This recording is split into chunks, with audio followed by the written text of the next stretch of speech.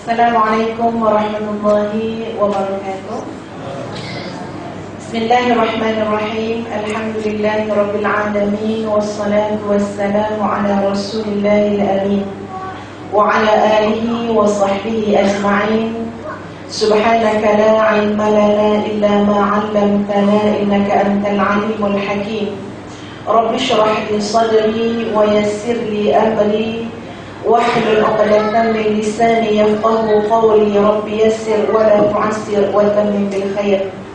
Terima kasih kepada Ustaz Firdaus, yang Ustazah hormati pengerusi surau, yang Ustazah hormati panel forum pada malam ini, Ustaz Yusof, seluruh ahli jawatan kuasa, tidak dilupakan Cikgu Makno, tuan-tuan dan puan-puan, ibu ayah, kakak-kakak, adik-adik, anak-anak yang Ustazah kasihi sekalian.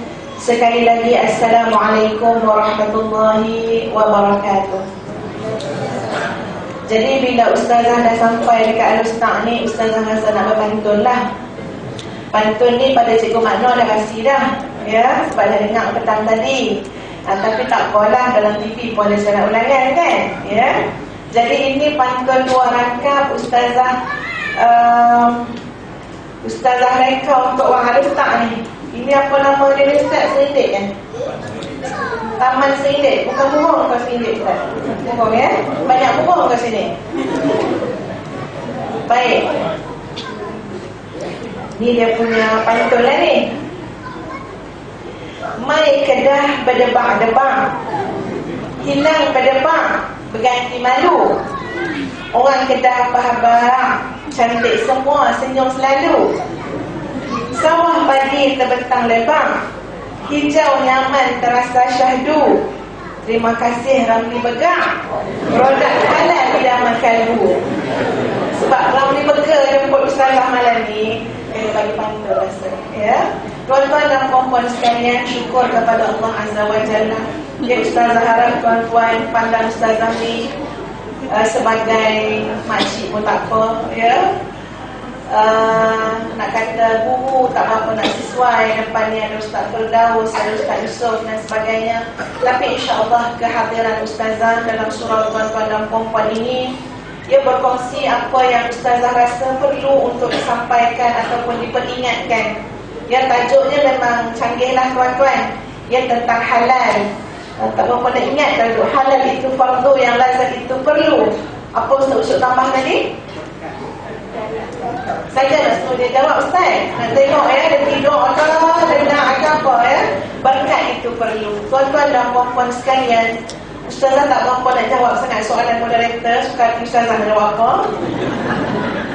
Tuan-tuan, begini, bila kita cakap tentang benda halal, ya Allah ya Tuhan, memang halal itu, haram itu ada dalam Islam. Ya, bagi agama lain apa benda, apa peduli dia tentang halal haram. Ini bumi Allah, ini langit Allah, ini udara Allah. Allah yang menentukan apa yang halal, apa yang haram. Tapi tuan-tuan, di akhir zaman ini, bukan kata orang lain, kita pun tak berapa berjaga sangat tentang soal halal dan haram. Betul tak? Ya, Ustazah sebagai ibu, tuan-tuan, kadang-kadang renung pada, ingat pada anak-anak kita. Kita kata, ya Allah ya Tuhan, memang dosaku ya Allah, memang lemah aku ya Allah, cuai dan lalai aku ya Allah. Kenapa? Sebab kita tak boleh jaga, awasi, perhati apa yang masuk dalam mulut anak-anak kita 24 jam. Betul tak tuan-tuan? Kita bagi duit belanja RM2 pergi sekolah, bagi duit belanja RM1 pergi sekolah. Dia beli apa kat sekolah? Dia beli apa kat kedai? Ada kita perhati? Kadang-kadang di luar kawalan kita nak jaga anak-anak, memastikan dia sentiasa memakan yang halal. Sebelum kita cerita tentang bab halal, tuan-tuan dan puan-puan, Ustazah ingat satu hadis Nabi SAW. Ini satu berita gembira kepada para lelaki, yang para ayah, para suami. Bukan cerita poligami tuan-tuan, nanti dulu dengar habis-habis dia punya hadis dulu. Kita tak lari daripada bab halal, ya.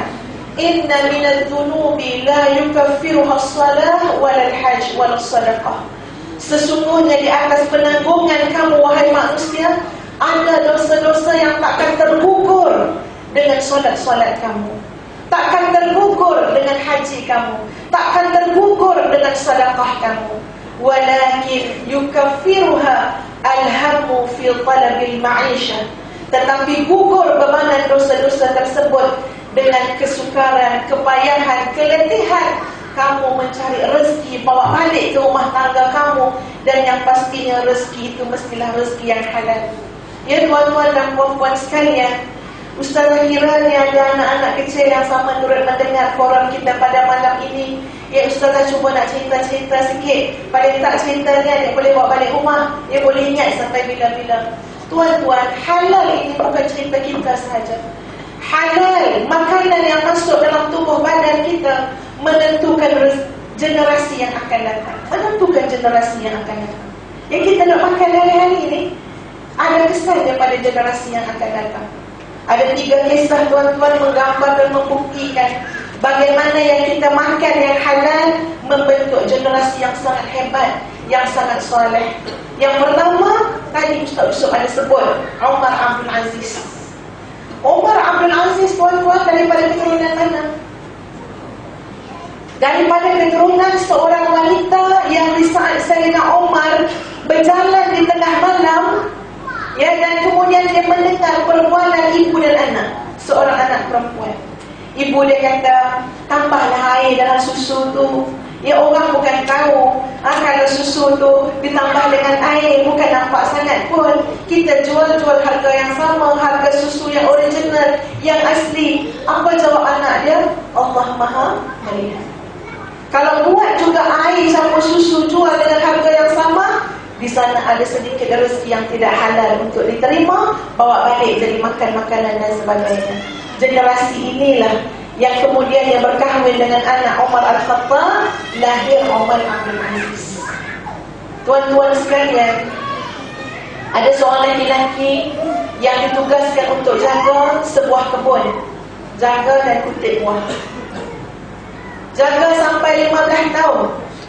Satu hari majikan dia kata, ada orang istimewa nak main rumah dia, tolong cari, tolong kutip, tolong sedia buah-buah yang manis dan lezat saja. Jadi dia pun ambil lah. Ini satu kumpul yang besar ni, berekar-ekar ambil, bawa pada tuan ni. Tuan dia rasa dulu, tak nak bagi kat tetamu dulu. Bila dia rasa, masam, pahit buah. Dia katakan, saya suruh kamu bawa buah yang manis, kenapa bawa buah yang masam? Dia kata, tuan, saya tak pernah rasa buah-buah tu. Saya cuma diamanahkan untuk jaga dan kutip buah-buah dalam kebun ini. Saya tak pernah tahu dalam sekalian banyak pokok-pokok ini yang mana manis, yang mana masam. Kalau saya ambil rasa, yang masuk itu bukan tugas saya, yang masuk itu bukan pada keizinan tuan, maknanya tidak halal masuk dalam tubuh saya. Jadi tuan dia memang puji sungguhlah amanah. Jaga tak makan benda yang haram, sebab tugas dia bukan merasa buah. Tuan-tuan, siapa yang lahir daripada dia? Abdullah bin Mubarak, seorang ulama yang tersohor. Abdullah bin Mubarak dalam kisah yang lain, ini cerita halal haram juga, ya, bagaimana dia nak pergi haji tuan-tuan, tetapi ada dia punya jiran dia memasak satu masakan yang lain sangat bau dia. Sampai kan isteri dia kata, pergi tanya lah, rasa selera lah makan. Yang pastinya bukan bergarah lah masa tu. Dia zaman-zaman Abdullah Mubarak tak ada lagi Ustaz, ya. Selera nak makan, pergi minta dengan jiran kita. Maka dia pergi tengok, masak apa? Apa jawapan dia? Dia kata, yang saya masak ini halal untuk saya nak beranak, tapi haram untuk tuan. Ada juga lagi, halal untuk saya, haram untuk tuan. Dia kata, macam mana halal untuk kamu, haram untuk saya? Sebab dia kata, kami ini fakir miskin. Anak-anak saya dah lama tak makan. Kalau tak makan juga, maknanya boleh mati. Yang dalam tu dah mengeletar dah tak makan ni. Maka saya ambil bangkai dan saya rebus semula bangkai tersebut. Sebab tu dia kata, dalam keadaan darurat, anak saya nak mati dah ni, orang miskin, ia halal untuk saya tapi haram untuk tuan. Allah Mubarak kata, kalau beginilah keadaannya, duit yang dia kumpulkan, ya, pendapatan yang dikumpulkan untuk pergi haji, dia tak apa, ambil dah kamu. Tak pergi haji tahun tu. Tapi ramai orang yang bermimpi yang mendapat haji mabrur pada tahun itu ialah Abdullah bin Mubarak. Sampai ada orang tanya, macam mana boleh mimpi kamu dapat haji mabrur padahal kamu tak pergi? maka dia ceritalah itu dia orang yang kata halal untuk dia, haram untuk Allah Mubarak kerana susah. Ya, sebab itu ustazah memandang tinggi tuan-tuan usaha daripada syarikat kumpulan Ramli. Dia bukan nak modek ni. Ya, kalau syarikat lain panggil pun lagu ni juga orang cakap, ya. Sebab bukan senang kita nak guna daripada harta yang Allah kurniakan pada kita, ya, bagi pada orang, tolong anak-anak tahfiz, tolong anak yatim. Bukan senang, bukan semua orang ada pemikiran macam tu tuan-tuan. Sebab biasa orang kaya dia tak pernah cukup, betul tak? Bukan senang nak dapat pemikiran seorang usahawan tolong orang. Tuan-tuan, dekat satu tahfiz dekat Kuala Lumpur, ustazah ada seorang anak dulu sekolah di sana. Satu hari bulan Ramadan ustazah pergi sana nak jumpa anak.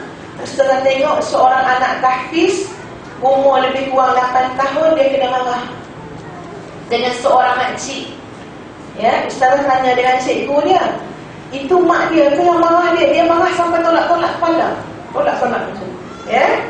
Dia kata bukan ustazah, itu mak saudara dia. Mak dia dah meninggal. Jadi mak saudara dia jaga dia. Saya kata kenapa? Anak tu nangis dulu nak pergi pejabat. Kata cikgu, ni budak ni ustazah, dia kata tiap hari bulan Ramadan mencuri. Ya, dia curi banyak mana? Tapi dia kata, cikgu kata dia curi RM1.50 dia sehari. Tak pernah lebih RM1.6 ataupun kurang RM1.4. Ustazah pun tanya dia, adik buat apa duit RM1.50? Dia kata nak pergi dekat bazar Ramadan, makcik. Beli apa kat bazar Ramadan? Dia kata RM1 tu beli roti john, 50 sen tu air bandung kan saya. Itu anak tak ada mak. Ustazah dengar bukan kata, ya Allah ya Tuhan, kesian ya anak ni.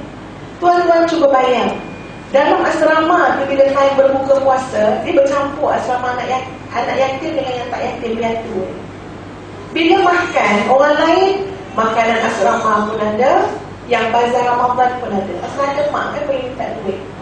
Jadi anak yang tak ada mak ni, dia rasa tengok kawan-kawan roti john, dia air soya. Bayangkan dia teringin nak merasa, sebab tu dia curi RM1.50 je. Ustazah masa dengar tu tuan-tuan, ustazah memang kesian betul lah dengan anak. Dia dah terfikir seluruh kita berdosa. Seluruh kita berdosa. Kata dengan pihak sekolah macam ni lah, ya, ustazah ada kawan-kawan, boleh ambil derma, boleh kutip, ya, termasuk ustazah sendiri, boleh bagi pada anak-anak yang tak ada mak ayah kat sekolah ni, supaya mereka dapat belanja sikit dekat bazar Ramadan. Ya, sebab itu tuan-tuan dan puan-puan sekalian, segala usaha untuk menolong fuqara, menolong orang miskin, menolong fisabilillah, kita semua patut sanjung tinggi. Tuan-tuan dan puan-puan sekalian, itu dua kisah bagaimana orang yang menjaga yang halal, Allah kurniakan zuriat yang baik. Yang ketiga, seorang wali yang bernama Abdul Qadir Jailani. Abdul Qadir Jailani, kitab dia ada. Siapa mak ayah dia tuan-tuan dan puan-puan sekalian? Ayah dia ialah seorang laki-laki yang termakan buah apple yang mengalir dalam sungai. Kemudian dia kata, ya Allah, kenapa aku makan buah apple ini? Pasti ada tuannya. Dia pun cari ikut alur sungai itu, cari di mana pokoknya untuk tahu siapa pemiliknya. Hanya kerana satu gigitan buah apple, nak minta halal yang segigit tu, dia kata apa sajalah, yang penting kamu halalkan. Kata tuan punya kebun, kerja jaga kebun itu. Bertahun jaga kebun. Nak pastikan apa? Yang segigit tadi biar halal. Tuan-tuan dah kerja bertahun-tahun, tanya balik dengan tuan punya kebun, dia kata tak halal lagi kecuali kahwin dengan anak aku. Anak aku buta, anak aku pekak, anak aku bisu, anak aku kudung, anak aku lumpuh. Apa kata si lelaki tadi? Tak apalah tuan, asalkan halal yang pernah sayangkan. Itu lebih baik, ya. Itu lebih ringan kahwin dengan orang buta, orang pekak, daripada masuk dalam tubuh sesuatu yang tidak halal. Tengok-tengok tak buta pun tuan-tuan, dia cantik daripada orang alif tak lagi. Ya, dia cantik pasti dia, ya, orang Arab dia kan, ya. Jadi kan tuan-tuan sekalian, lahir siapa? Abdul Qadir Jailani. Itu cerita-cerita dulu yang ustazah nak bawa dalam kehidupan kita. Serius mana kita jaga yang halal untuk keluarga kita? Serius mana? halalan thayyibah. Bukan setakat halal, malah yang terbaik. Ya, hari ini macam-macam produk ada. Ustaz tak nak sebut nama-nama produk. Perencah-perencah penyedap makanan. Ya, dia tak tulis khinzir tuan-tuan, tapi dia menggunakan kod-kod tertentu sekarang. Sebab itu kita kena ada ilmu tentang perkara tersebut. Ustazah pergi Jepun. Ya, pergi jumpa pelajar-pelajar dekat Jepun. Bagus juga bila anak kita belajar dekat negara macam tu, dia lebih peka dengan soal halal. Sampaikan apa yang dia nak makan, dia tahu kod yang dia tak boleh ustazah, yang ni dia tahu belaka sebab dia duduk dekat negara orang kafir. So dia kena ambil tahu.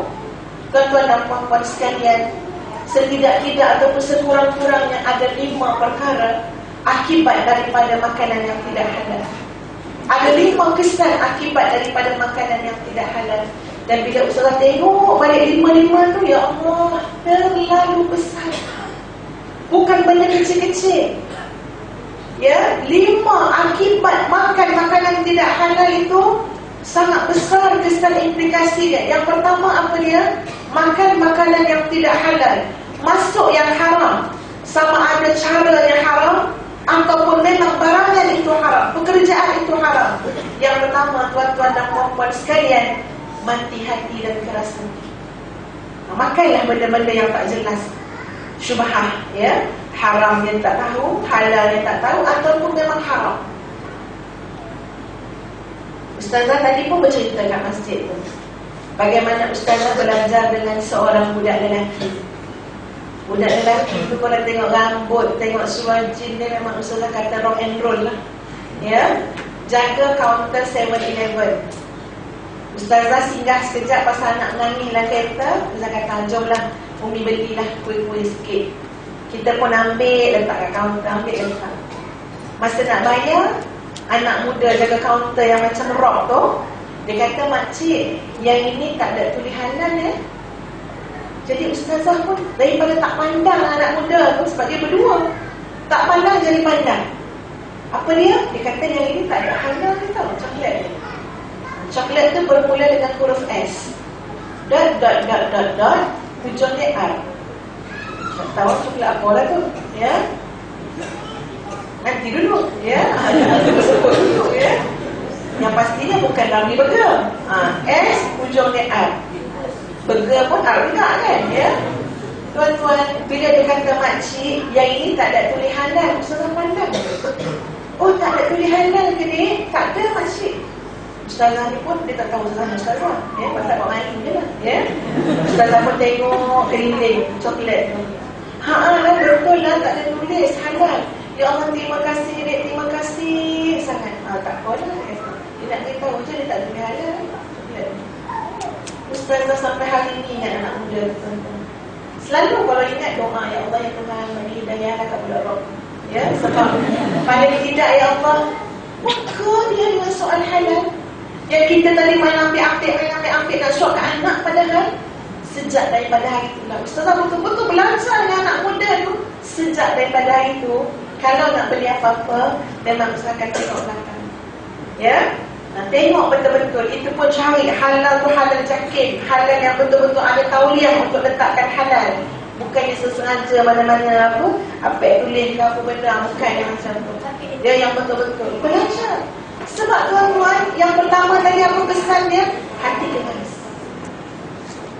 Tadi buat kata Ustaz Yusof ni yang semayang tak khusyuk. Memang tak khusyuk. Baca Quran tak sampai. Ya, zikir semua dekat mulut tu. Tuan-tuan, ustazah rasa satu ancaman sebenarnya. Ya, bila mana Nabi SAW menjelaskan akan sampai satu zaman Quran dibaca dengan sebegitu baik, tetapi tidak pernah melepasi kerongkong mereka. Sampai tak zaman tu tuan-tuan, Quran dibaca dengan taranum, dengan sedap, dengan berlagu, tetapi tak sampai melepasi kerongkong. Maknanya dekat lidah, dekat lidah. Zaman apa? Zaman orang-orang yang hatinya sudah keras. Sebab apa? Di antara sebab dia yang masuk dalam tubuh badan bukannya makanan yang halal. Ustazah bangga kalau ada isteri-isteri yang boleh cakap dengan suami. Bang, biar sikit asal halal. Kalau isteri boleh pesan, ni suami pergi kerja, pergi cari nafkah, bawa balik rezeki, bang, ingat jangan bawa yang haram, jangan bawa yang syubhah balik rumah. Saya dan anak-anak rela sedikit asal yang halal. Ya, sebab kesan dia sangat buruk. Yang kedua, tuan-tuan, doa tidak mustajab. Nak doa tidak mustajab, padahal kita lepas zuhur berdoa, lepas maghrib berdoa, lepas isyak berdoa, lepas subuh berdoa. Tapi Nabi kata ada laki-laki berdebu badan dia, kusut masai rambut dia, dalam perjalanan yang jauh, ya Rab, ya Rab, ya Rab, asyik panggil Tuhan, berdoa. Tapi tuan-tuan dan puan-puan sekalian, doanya ditolak sebab makanannya haram, minumannya haram, pakaiannya haram, segala sumbernya haram. Allah tak terima, tak dengar, tak mustajabkan permintaan beliau. Sama dengan kita. Ya Ustazah, kira tuan-tuan dan puan-puan kita sentiasa berhajat dengan Allah Azza wa Jalla. Tapi kalau ada yang tidak halal yang masuk dalam tubuh badan kita, yang ini agak mengecewakan. Dan hari ini isu halal bukan makanan saja. Ini ibu-ibu pengguna suri rumah tangga ni, kita nak basuh baju guna apa? Sabun basuh baju. Nak mandi guna sabun mandi. Ya, basuh muka. Semua produk-produk ni tuan-tuan. Ustazah pernah pergi satu tempat beli barang kan? Berjalan daripada hujung ke hujung, tempat jual-jual apa ni? Untuk basuh kain ni, sabun basuh kain. Kebanyakannya tidak tulis halal. Tak ada tulis halal. Ada satu je yang saya jumpa lah yang tulis halal. Ustazah kata tak kira lah busuk ke, wangi ke, yang tulis halal lah yang kita beli. Sebab bayang ni tuan-tuan, kalau produk tu sendiri ada benda yang tidak halal, kita buat basuh baju, agak-agak baju kita makin bersih ke makin kotor? Makin kotor. Sebab itu, kesedaran tentang halal dan halal dan tayyibah ini bukan benda kecil. Ada orang cakap, Ustazah payah nak cari shampoo yang halal. Betul? Rejoice, apa semua. Tu tengok tak tulis halal. Memang payah tuan-tuan, yang tulis halal adalah 2-3. Tapi kalau pakai, kerah kekong orang kata. Rambut. Ustazah kata biar kerah kekong dan rambut tak apa, asalkan halal.